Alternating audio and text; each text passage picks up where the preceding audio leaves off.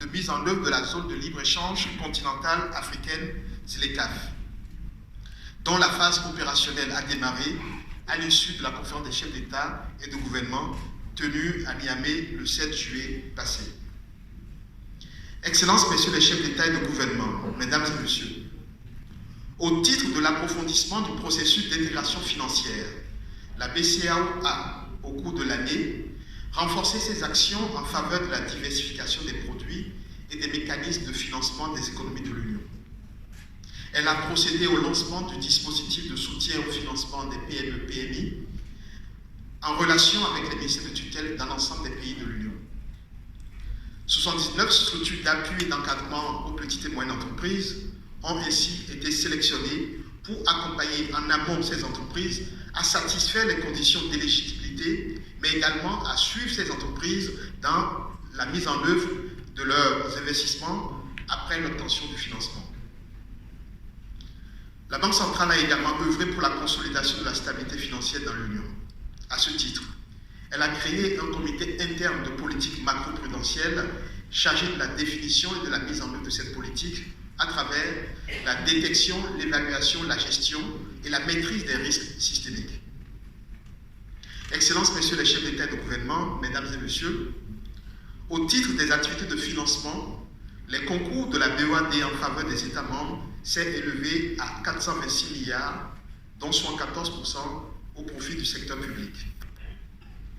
En plus de son accès au marché financier international, la coopération entretenue entre la BOAD et les partenaires financiers internationaux lui a permis de signer de nouvelles conventions d'emprunt pour un montant de 308 milliards de francs.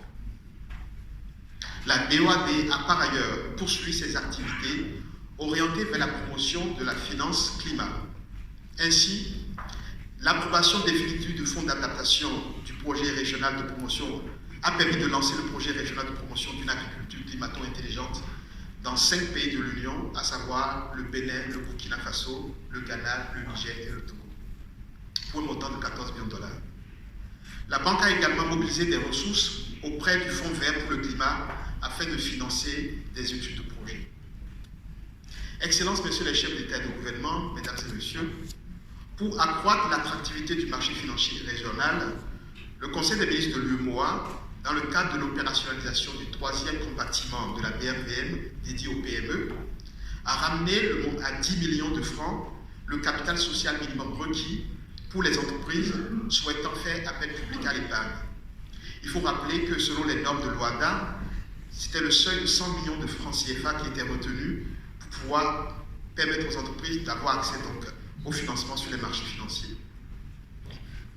Le Conseil régional de l'épargne des marchés financiers a en outre finalisé le code réglementaire de la bourse en ligne.